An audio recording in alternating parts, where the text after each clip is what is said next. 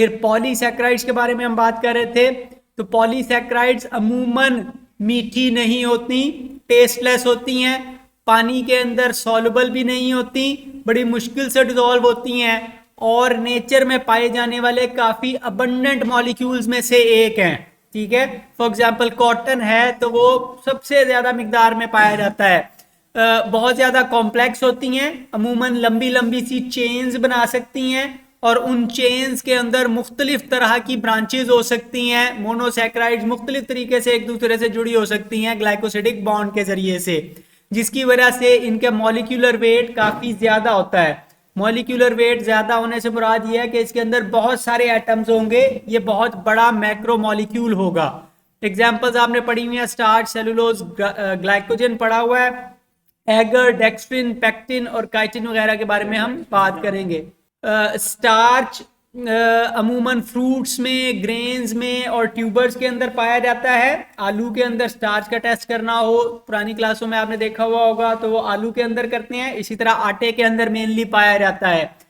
Foods, plants ने जब extra food material को स्टोर करना हो, यानी फोटोसिंथेसिस हो रही है, अपनी ज़रूरत से ज़्यादा फोटोसिंथेसिस कर ली, तो एक्स्ट्रा जो ग्लूकोज बनेगा वो स्टोर करेंगे स्टार्च की फॉर्म में। ठीक है, और वो स्टार्च अमूमन स्टोर होगा तने में या जड़ों में या बीजों के अंदर, तो वहां पर आपको बाद में खाने के लिए अवेलेबल होता है। सारे एनिमल्स इन्हीं चीज़ों से खुराक हासिल करते हैं। स्टार्च एक्चुअली बना हुआ है ग्लूकोज का, यानी कि आप उसको तोड़ें, हाइड्रोलिसिस करें, उसमें पानी की एडिशन करवाएं तो ग्लूकोज के यूनिट्स अलहदा हो जाते हैं, और यही रिएक्शन आपके मुंह में भी होता है जब आप लुकमे को चबाते हैं।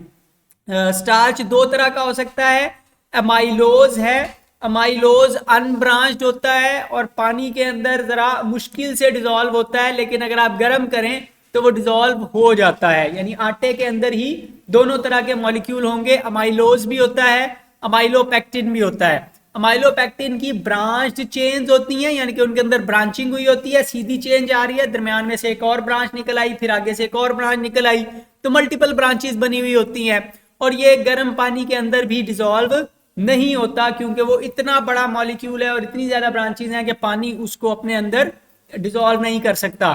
आयोडीन टेस्ट अगर आप करें स्टार्च का तो ये ब्लू कलर देता है। फिर एक और मॉलिक्यूल जिसका नाम आपने सुना हुआ है, ग्लाइकोजन है, ग्लाइकोजन, ग्लाइको किसके लिए होता है? कार्बोहाइड्रेट्स। ग्लाइको जहां पे भी आएगा उसका मतलब है कार्बोहाइड्रेट या शुगर। ग्लाइकोजन बेसिकली ग्लूकोज बनाने वाला वो मॉलिक्यूल जो ग्लूकोज प्रोड्यूस करता है, नाम आपने सुना हुआ है, इसको एनिमल स्टार्च भी कहते हैं। हमारी बॉडी में अगर खुराक जरूरत से ज्यादा हो तो वो स्टार्च की फॉर्म में स्टोर नहीं होती, बल्कि ग्लाइकोजन की फॉर्म में स्टोर होती है। मतलब आपने एक रोटी खाई, ठीक है, आपकी जरूरत के मुताबिक है, आपने 3-4 घंटे भाग दौड़ की, उस दौरान में वो इस्तेमाल हो गई। लेकिन अगर आप एक से ज्यादा रोटी खाएंगे तो क्या होगा, वो एक्स्ट्रा रोटी जो होगी वो अंदर जाकर आपके लिवर में स्टोर हो जाएगी ग्लाइकोजन की फॉर्म में। एक रोटी आप इस्तेमाल कर रहे हैं, दूसरी रोटी स्टोर हो जाएगी। तो वो ग्लाइकोजन हमारे तमाम तरह के सेल्स के अंदर पाया जाता है, लेकिन ज्यादा मिकदार में लिवर में और मसल सेल्स के अंदर पाया जाता है। लिवर जरूरत पड़ने पर हमें ग्लूकोज प्रोवाइड करता है बॉडी को, इसलिए वहां पर पाया जाता है। मसल सेल्स को अचानक से भागने की जरूरत पड़ सकती है, कुत्ता पीछे पड़ जाए, शेर पीछे पड़ जाए, कोई और ऐसा मसला हो जाए, तो ऐसी सूरत में भागना पड़ सकता है, तो उसके लिए भी उन्होंने काफी ज्यादा ग्लाइकोजन स्टोर की हुई होती है। लेकिन ओवरऑल तमाम सेल्स अपना जरूरत से ज्यादा मटेरियल स्टोर करके रखते हैं ग्लाइकोजन की फॉर्म में। पानी के अंदर ये भी डिसॉल्व नहीं होता, और जब इसको तोड़ा जाता है तो ये ग्लूकोज रिलीज कर देता है, यानी कि ग्लूकोज को जोड़ के बनाया हुआ है। जरूरत पड़ने पर वो ग्लूकोज आप अलहदा कर सकते हैं हाइड्रोलिसिस के जरिए से। जब आपने खाना नहीं खाया हुआ, मिसाल के तौर पे आप 2 बजे जा रहे थे घर वापस, आपकी बाइक पंक्चर हो गई। अब नॉर्मली आप 2:30 बजे खाना खा लेते थे, लेकिन क्या हुआ कि आपको वो बाइक रेड़नी पड़ी 3 बजे तक। तो उस वक्त जब आप भूखे हैं, आपने खाना नहीं खाया हुआ, तो आपकी बॉडी को एनर्जी स्टोर्ड ग्लाइकोजन में से निकाल कर दी जाएगी। ठीक है, तो शुगर जिस वक्त आपके लो होना शुरू होती है तो उस वक्त ग्लाइकोजन टूटना शुरू हो जाता है और वहां से ग्लूकोज रिलीज होना शुरू हो जाती है। ग्लाइकोजन का आयोडीन टेस्ट करें तो ये रेड कलर देता है। ऑब्जेक्टिव बाद दफा पूछ लेते हैं। तीसरी तरह का पॉलीसैकेराइड सेलुलोज है। सेलुलोज नेचर में पाया जाने वाला सबसे अबंडेंट कार्बोहाइड्रेट है, यानी कि सबसे ज्यादा मिकदार में ये पाई जाती है। और प्योरेस्ट फॉर्म में सेलुलोज देखनी हो, सेलुलोज के रेशे देखने हो, तो आप कॉटन को देख लें। कॉटन के अंदर वो जो बारीक बारीक से धागे होते हैं वो एक्चुअली सेलुलोज के धागे हैं, ठीक है। और ये प्लांट्स की सेल वाल बनाने में इन्वॉल्व होता है। प्लांट का ज्यादातर वजन उसकी सेल वाल ने बनाया हुआ होता है, तो इसलिए वो प्लांट की बॉडी का ज्यादातर हिस्सा सेल वॉल होता है। पानी के अंदर इनसॉल्युबल है।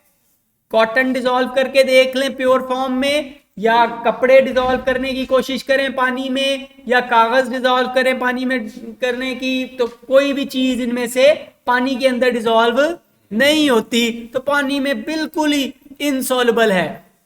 इसकी भी हाइड्रोलिसिस करें तो ये ग्लूकोज देता है, ठीक है। गाय बकरियां जब जुगाली कर रही होती हैं तो उस वक्त वो इसकी हाइड्रोलिसिस कर रही होती हैं, इसको तोड़ रही होती हैं, और वो थूक वगैरह में और उनके पेट के अंदर मौजूद बैक्टीरिया इसको तोड़कर ग्लूकोज अलहदा कर देते हैं, ठीक है।